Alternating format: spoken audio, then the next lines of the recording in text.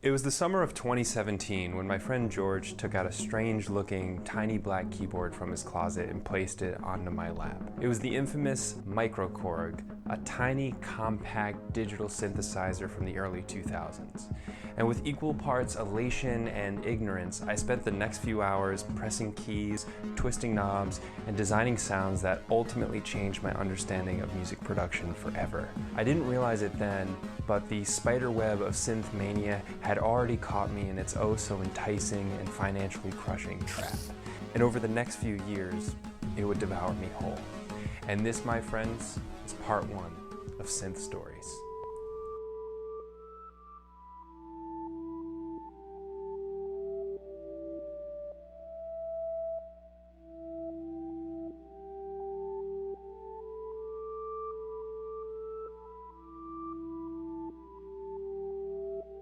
After seeing how enamored I was with the Microkorg, George told me to borrow it for a couple of weeks to get a better feel.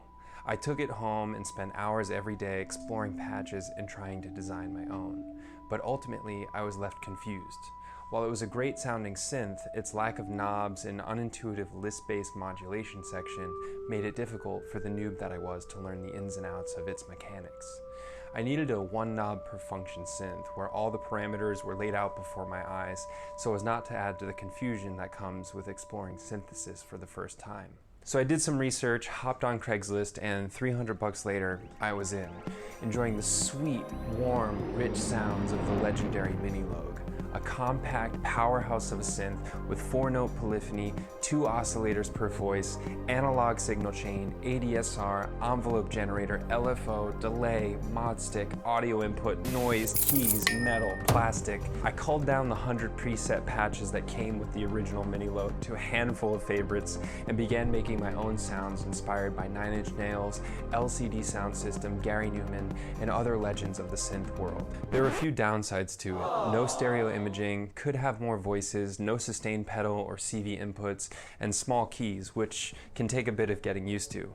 But for all these drawbacks, there were fixes. I used a chorus pedal to give it a stereo image, I sent it through a looper to beef up the voice count, and would occasionally plug in a full-size keyboard so I could play with the big boy keys, although it was a bit of a stretch to change the parameters.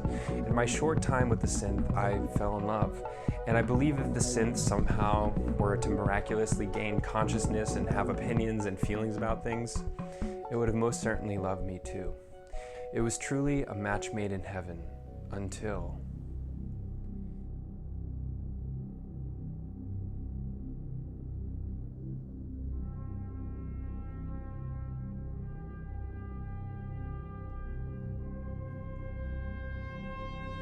Hello, welcome to another Sonic Lab. Today, I'm very pleased to say we've got finally the Minilogue XD. The Minilogue XD. Minilogue XD. Minilogue XD. Minilogue XD. Minilogue XD. Minilogue XD. Minilogue XD. The Minilogue XD, of course, came out a little while back. They've been quite hard to come by, but finally we've got hold of one.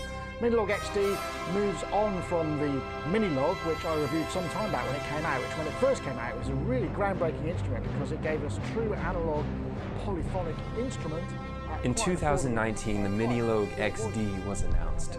A sleek, black, sexy Minilogue with a whole new set of features. A digital oscillator that could create more complex waveforms than an analog oscillator could ever dream of doing. A full-blown effects section equipped with reverb, delay, and modulation effects like chorus and flange. A polychain feature that would allow you to hook up 2 XDs and play with 8-note polyphony instead of just the 4-note polyphony that you get on the old Minilogue. And they even offered a desktop version so you could comfortably use those thick big boy keys I mentioned earlier without having to reach over what felt like miles of gear to play one simple stupid parameter.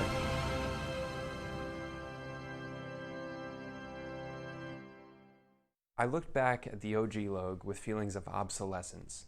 It served me well for the time being, but this new and improved version was just too good to pass up. So I pre-ordered 2. I was doing much better financially back then. I would replicate all of my old OG Minilogue patches on the XD, polychain the 2 XDs together, and then sell the OG on Craigslist for $100 more than what I bought it for. Did I feel some regrets about this seemingly ruthless betrayal of my weirdly anthropomorphized, questionably non-sentient first love of a synth?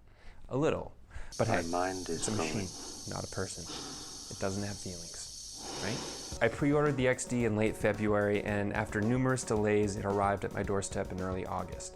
I was overwhelmed with excitement to finally have it in my hands, to mess with the presets, to twist the knobs and press the buttons and hear the digital oscillator in all its glory. I took it to the studio and plugged it in, and with bated breath, started to make my first patch. And after a few hours of messing around with it, I realized that I didn't actually like it. I tried replicating a number of my favorite patches on the OG Logue, and they just didn't sound quite the same. The sound was brighter, more cutting, and abrasive in tone. And after hours of sonic meditation, deep within the moldy basement of an old textile mill, like a dirty, financially reckless 21st century hermit, I realized my main issue: the filter. Now a brief message from our sponsors. Are you bad at keys? Do you just want to be immediately good at playing synths without going through all the pain in the ass process of practicing for hours on end? Introducing SynthBrain, a revolutionary new technology that allows you to connect your brain directly to a synth. Complex chord progressions? No problem, just think it. Multi-modulation control? No problem, just think it. Brilliantly crafted high-level song design? No problem, just think it. With our patented technology, you no longer need talent, skill, or even fingers. For 356 payments of $39.99, a technician will come to your house, drill open your skull, and implant some wires into your brain. Once your brain is connected to the computer, you can download any one of our thousands of programs, and then poof, you're an expert. Call now, 1-800-JUST-THINK. Just think it.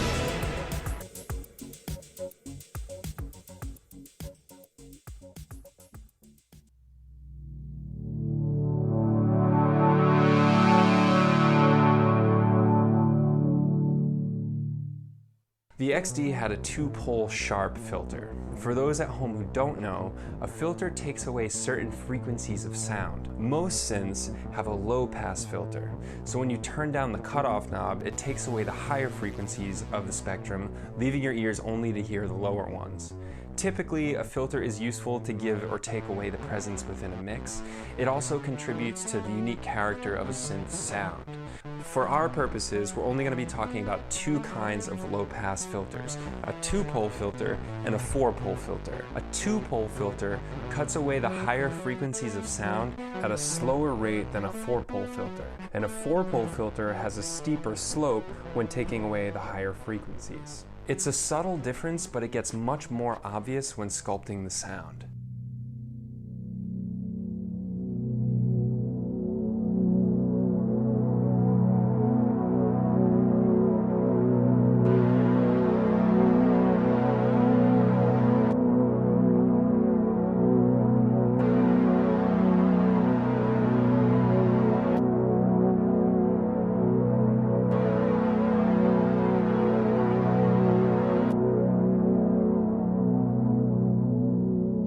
The OG Logue has both a 2-pole filter and a 4-pole filter.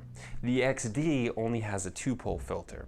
This was one of the reasons it was sounding brighter than I was expecting, because most of my OG patches were created using the 4-pole filter. But that's not the only difference. A common complaint about the OG Logue has to do with what happened when you boosted the resonance, which means boosting the signals just before the cutoff point on the filter. When you turn up the resonance on the OG Logue, the lower frequencies will cut out.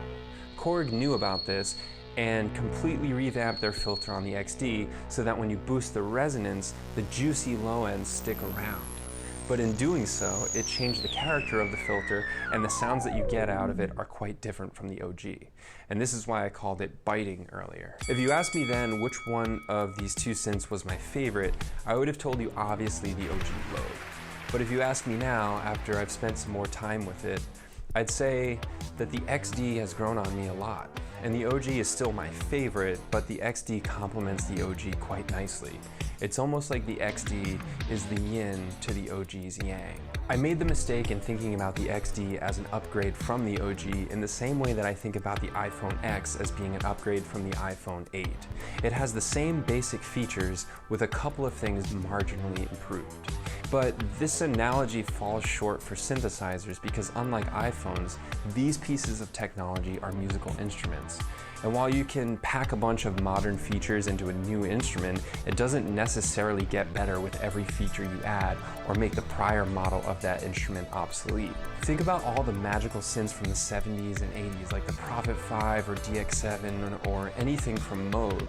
These legendary synths are still relevant today because they had a unique character to them. While they don't have any of the modern sonic technology that's been developed over the last 20 to 30 years, they're still lauded as some of the best synths of all time because artists use these instruments to create powerful music that inspired generations of creators and listeners alike. The sounds that these synths made are so iconic that software companies digitally re-engineer the hardware of these synths in the form of plugins that you can buy for a fraction of the cost. The point is even better made when you think about the fact that acoustic pianos are still in production today, even though the basic architecture has remained pretty much the same since the 1700s. I doubt that we will be saying the same thing about the iPhone 11 in 300 years. All that being said, enough time has passed for my initial impressions and expectations to fade. The XD is an incredible synth and its filter gives it a unique sound that cuts through the mix really nicely. The versatility of the digital oscillator offers limitless sound design possibilities as well as promotes collaboration among sound engineers and creators who can make and distribute their own digital oscillators and effects. It would be a great first synth for someone interested in synthesis as well as a fantastic addition to a seasoned synth veterans collection. Which one will be inscribed into the history books as a modern classic? Only time will tell. But this brings me to the end of the first chapter in our story. The XD no longer feels like an unloved stepson, and my relationship with the OG has never been healthier. Now, when I create patches, I do so with both synths together. We're one big happy synth family, and for now, I'm off the market.